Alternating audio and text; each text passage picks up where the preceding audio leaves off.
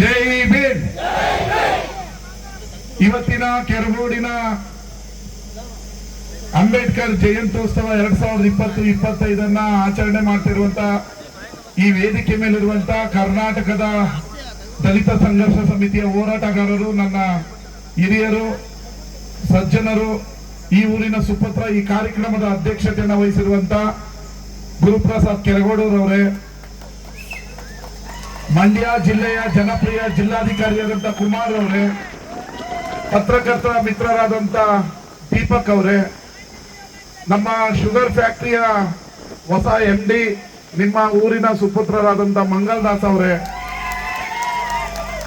ಎಲ್ಲರೊಳಗೆ ಮಂಕುತಿಮ್ಮ ಅಂತೇಳಿ ನಿಮ್ಮ ಊರಿನಲ್ಲಿ ಹಲವಾರು ಅಭಿವೃದ್ಧಿ ಕಾರ್ಯಗಳಿಗೆ ಸಹಾಯ ಮಾಡ್ತಿರುವಂತ ವಿನಯ್ ಅವರೇ,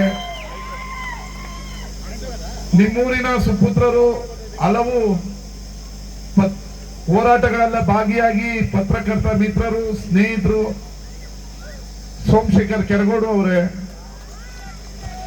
ಅಡಿಷನಲ್ SP ಆದಂತ ಗಂಗಾಧರ್ ಮೂರ್ತಿ ಅವರೇ, ಗಂಗಾಧರ್ ಸ್ವಾಮಿ ಅವರೇ, ವಸಂತರಾಜು ಅವರೇ, ನಾಗರಾಜು ಅವರೇ, ಶಿಕ್ಷಕರ ಸಂಘದ ರಾಜ್ಯಾಧ್ಯಕ್ಷರು, ಮಂಡ್ಯ ಜಿಲ್ಲಾ ಸರ್ಕಾರಿ ನೌಕರರ ಅಧ್ಯಕ್ಷರು, ಆತ್ಮೀಯರು ಆದಂತ ನಾಗೇಶ್ ಅವರೇ, ಕೋಡಿಕೊಪ್ಪಲು ನಾಗೇಶ್ ಅವರೇ, ಪಂಚಾಯಿತಿ ಅಧ್ಯಕ್ಷರಾದ ನವೀನ್ ಅವರೇ, ಶ್ರೀಕಾಂತ್ ಅವರೇ, ಆನಂದ್ ಅವರೇ, ನಮ್ಮ ಮಿತ್ರರು ಬಸರಾಳಿನ ಯುವ ನಾಯಕರು ಮುದ್ದನಘಟ್ಟದ ಮಾಲಿಂಗೇಗೌಡ್ರೆ, ವೇದಿಕೆ ಮೇಲಿರುವಂತ ಎಲ್ಲ ಗೌರವಾನ್ವಿತ ಅತಿಥಿಗಳೇ,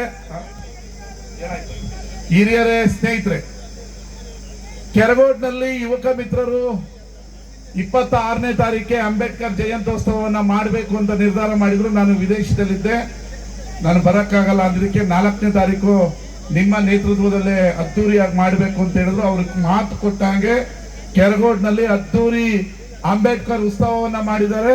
ಅವ್ರಿಗೊಂದು ದೊಡ್ಡ ಸಲಾಂ. ಅಂಬೇಡ್ಕರ್ ಉತ್ಸವ ಬರೀ ಏಪ್ರಿಲ್ 14 ಮಾತ್ರ ನಡಿಬಾರ್ದು. ಇಡೀ ದಿನ, ಇಡೀ ವರ್ಷ 365 ದಿನ ಇಡೀ ಭಾರತ ದೇಶದ ಗಲ್ಲಿ ಗಲ್ಲಿಗಳಲ್ಲಿ ಅಂಬೇಡ್ಕರ್ ಉತ್ಸವ ನಡೆದ್ರೆ ಅಂಬೇಡ್ಕರ್ ಅವರ ತತ್ವ ಸಿದ್ಧಾಂತ ನಮ್ಮ ಸಂವಿಧಾನಕ್ಕೆ ಒಂದು ಬೆಲೆ ಕೊಟ್ಟಂಗಾಗುತ್ತೆ. ಅದು ಅಂಬೇಡ್ಕರ್ ಅವರ ಒಂದು ಮಾದರಿ. ಇವತ್ತು ಮಂಡ್ಯದ 2 ಕಡೆ ನಾನು ಇದು 2ನೇ ಕಾರ್ಯಕ್ರಮ ಅಂಬೇಡ್ಕರ್ ಜಯಂತ್ಯೋತ್ಸವನ ಭಾಗಿಯಾಗ್ತಾ ಇರೋದು. ಒಂದು ಕೊಮ್ಮೇರಹಳ್ಳಿಯಲ್ಲೂ ಕೂಡ ನಿಮ್ಮಂತ ಎಲ್ಲ ಬುದ್ಧಿಜೀವಿಗಳು ಸೇರಿ ಬಹಳ ಅದ್ದೂರಿಯಾಗಿ 3 ಗಂಟೆಗೆನೆ ಅಂಬೇಡ್ಕರ್ ನಿಮ್ಮ ಕೆರಗೋಡ್ನಲ್ಲಿ ಮಾಡ್ತೀರಾ ನೀವು ಅಂತೇಳಿ ಅವರು 3 ಗಂಟೆಗೆನೆ ಬಹಳ ಅದ್ದೂರಿಯಾಗಿ ಮಾಡಿದ್ರು. ಒಬ್ಬ IRS ಆಫೀಸರ್ ಮೊನ್ನೆ ರಾಜ್ಯಕ್ಕೆ 8ನೇ ರ್ಯಾಂಕ್ ಬಂದು IRS ಆಫೀಸರ್ ಆಗಿ ಆಯ್ಕೆ, 508ನೇ ರ್ಯಾಂಕ್ ಬಂದು ಅವ್ರಿಗೆ ಸನ್ಮಾನ ಕಾರ್ಯಕ್ರಮ ಹೊಟ್ಟಿದ್ರು. ಕೊಮ್ಮೇರಹಳ್ಳಿಯವರೊಬ್ಬ IRS ಆಫೀಸರ್ ಅಂದ್ರೆ ವಿದೇಶದಲ್ಲಿ ರಾಯಭಾರಿ ಆಗ್ಬೋದು. ಅಂದ್ರೆ ಒಬ್ಬ ದಲಿತ ಆಫೀಸರು, ಮಂಡ್ಯದ ಆಫೀಸರು ಯಾವುದೋ ಒಂದು ದೇಶದಲ್ಲಿ ರಾಯಭಾರಿ ಆಗ್ತಾನೆ ಅಂತ ಹೇಳಿದ್ರೆ ಅದು ಅಂಬೇಡ್ಕರ್ ಅವರು ಕೊಟ್ಟಿರೋ ಸಂವಿಧಾನ ಇಡೀ ವಿಶ್ವದಲ್ಲಿ, ಇಡೀ ದೇಶಕ್ಕೆ ಮಾದರಿ ಅಂತ ಹೇಳಿದ್ರೆ ತಪ್ಪಾಗಲ್ಲ. ಅದೇ ರೀತಿ ಕೆರಗೋಡ್ನಲ್ಲೂ ಹಲವಾರು ಅಧಿಕಾರಿಗಳಿದ್ದಾರೆ. ನಮ್ಮ ಮಂಗಲ್ದಾಸ್ ಇದ್ದಾರೆ, ಇನ್ನೂ ಹಲವಾರು ಅಧಿಕಾರಿಗಳಿದ್ದಾರೆ. ರಾಜ್ಯದ ಸೇವೆಯನ್ನ ಮಾಡ್ತಾ ಇದ್ದಾರೆ, ಬಡವರ ಸೇವೆಯನ್ನ ಮಾಡ್ತಾ ಇದ್ದಾರೆ. ಕೆರಗೋಡ್ಗೆ ಅವರೆಲ್ಲ ಒಂದು ಕಳಶಪ್ರಾಯ ಅಂತ ಹೇಳಿದ್ರೆ ಬಹಳ ಹೆಮ್ಮೆ ಆಗುತ್ತೆ. ಅಂಬೇಡ್ಕರ್ ಅವರ ಸಂವಿಧಾನ ಕೇವಲ ದಲಿತರಿಗೆ ಮಾತ್ರ ಅಲ್ಲ, ಈ ದೇಶದ ಪ್ರತಿಯೊಬ್ಬ ಮಾನವನಿಗೂ, ಸರ್ವ ಧರ್ಮಕ್ಕೂ, ಹಿಂದೂ, ಕ್ರೈಸ್ತ, ಮುಸಲ್ಮಾನ್, ಸಿಖ್, ಬೌದ್ಧ, ಪಾರ್ಸಿ ಎಲ್ಲರಿಗೂ ಈ ಸಂವಿಧಾನ ಕೊಟ್ಟಿದೆ. ಸಂವಿಧಾನ ಕೊಟ್ಟಿರೋದ್ರಿಂದಲೇ ನಾವೆಲ್ಲ ತಲೆ ಎತ್ಕೊಂಡು ಒಬ್ಬ ಮನುಷ್ಯನಾಗಿ ಜೀವಿಸ್ತಾ ಇದ್ದೀವಿ ಅಂತ ಹೇಳಿದ್ರೆ ಅದು ಅಂಬೇಡ್ಕರ್ ಅವರ ಸಂವಿಧಾನ. ಇಂಥ ಸಂವಿಧಾನಕ್ಕೆ ಅಗೌರವ ಆಗೋದು, ತಿದ್ದುಪಡಿ ಆಗೋದಕ್ಕೆ ನಾವು ಯಾರು ಬಿಡಬಾರದು.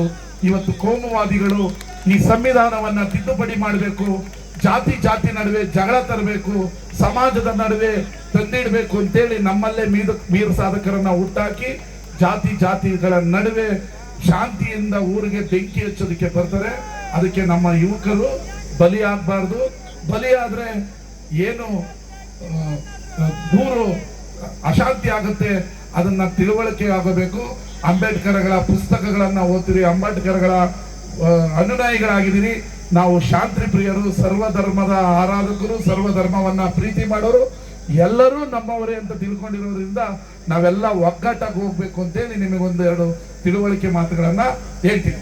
ಅದೇ ರೀತಿ ಕೆರಗೋಡಿನ ಪಂಚಲಿಂಗೇಶ್ವರ ದೇವಸ್ಥಾನವನ್ನ ಅಭಿವೃದ್ಧಿ ಮಾಡಬೇಕು ಅಂತೇಳಿ ನಿಮ್ಮೆಲ್ಲರ ಬಹಳ ದಿನಗಳ ಆಸೆ.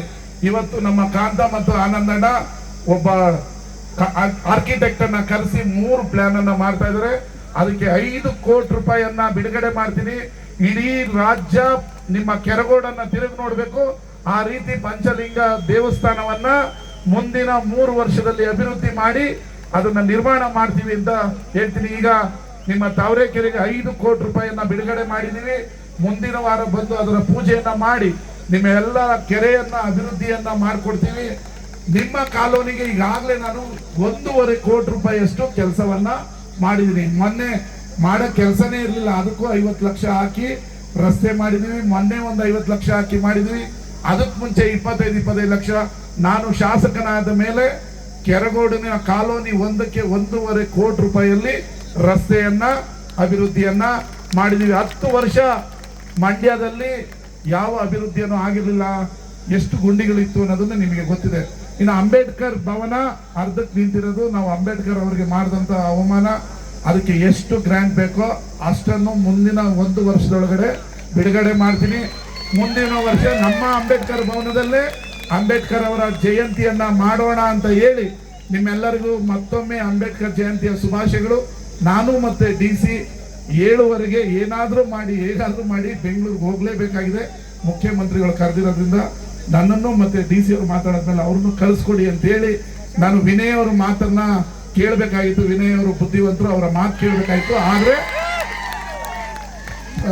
5 ಗಂಟೆಗೆ ನಿಮ್ಮ ಕಾರ್ಯಕ್ರಮ ಅಂತೇಳಿ 5 ಗಂಟೆಗೆ ಕರೆಕ್ಟ್. ಈ ಮಂಡ್ಯದಲ್ಲಿ ಏನಾಗಿದೆ ಅಂದ್ರೆ ನಾನು ಬೇಗ ಬಂದ್ರು ಕಷ್ಟ, ಲೇಟಾಗಿ ಬಂದ್ರು ಕಷ್ಟ. ಬೇಗ ಬಂದ್ರೆ MLA ಬಂದ್ಬಿಟ್ರ ಅಂತಾರೆ. Time is important. ಬದುಕಿರುವಾಗ ಮನುಷ್ಯ ಏನ್ ಬೇಕಾದ್ರೆ ಗಳಿಸ್ಬೋದು, ಟೈಮ್ ಅನ್ನ ಗಳಿಸೋದಕ್ಕೆ ಆಗಲ್ಲ. ಸಾಧನೆ ಮಾಡ್ಬೇಕಂದ್ರೆ ಟೈಮ್ ಈಸ್ ಇಂಪಾರ್ಟೆಂಟ್. ನಿಮ್ಮ ಯೌವನ ಈಗ ನನ್ನನ್ನು ಎಲ್ಲರೂ ಕಾಲಕ್ಕೆ ಚಕ್ರ ಕಟ್ಕೊಂಡು ಓಡಾಡ ಶಕ್ತಿ ಇದೆ, ಓಡಾಡ್ತೀವಿ. ಸ್ವಲ್ಪ ಏಜ್ ಆದ್ಮೇಲೆ ಓಡಾಡಕ್ಕಾಗತ್ತಾ? ನಿಮ್ಮ ಕೆಲಸ ಮಾಡೋದಕ್ಕೆ ನನ್ನನ್ನು ಗೆಲ್ಸಿರೋದು. ನಾನು MLA ಆಗಿ ಮನೇಲಿ ಮಲಗಕ್ಕೆ ಮೋಜು ಮಸ್ತಿ ಮಾಡೋದಕ್ಕಲ್ಲ, ಸಾರ್ವಜನಿಕರ ಜೀವನದಲ್ಲಿ ಸಾರ್ವಜನಿಕರ ಕೆಲಸ ಮಾಡಿ ಅಂತೇಳಿ ನಿಮ್ಮ ಅಮೂಲ್ಯವಾದ ಒಂದೊಂದು ಓಟ್ ಹಾಕಿದಿರ. ಅದಕ್ಕೆ ಗೌರವ ಕೊಡಬೇಕಾಗಿರೋದು ನನ್ನ ಕರ್ತವ್ಯ. ನನ್ನ 5 ವರ್ಷದಲ್ಲಿ ನಿಮ್ಮೆಲ್ಲ ಎಷ್ಟು ಸಾಧ್ಯವೋ ಅಷ್ಟು ಕೆಲಸವನ್ನ ಮಾಡೇ ನಾನು ಮುಂದಕ್ಕೆ ಹೋಗೋದು ಅಂತ ಹೇಳಿ ನಿಮ್ಮೆಲ್ಲರಿಗೂ ಒಳ್ಳೆಯದಾಗಲಿ. ನಮಸ್ಕಾರ, ಧನ್ಯವಾದಗಳು. ಜೈ ಭೀಮ್.